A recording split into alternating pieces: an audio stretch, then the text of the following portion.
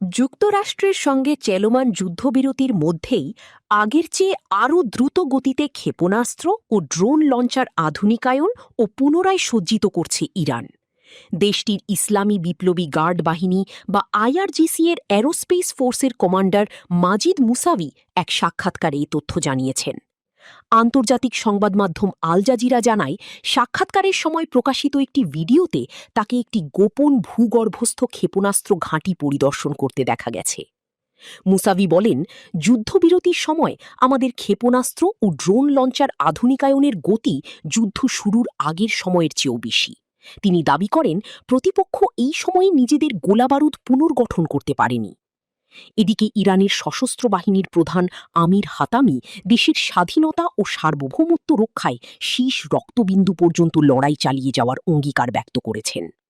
এক বিবৃতিতে তিনি বলেন, ইরানের সেনাবাহিনী শত্রুর যে কোনো আগ্রাসন মোকাবিলায় সম্পূর্ণ প্রস্তুত এবং দ্রুত ও সিদ্ধান্তমূলক জবাব দিতে সর্বদা সজাগ রয়েছে।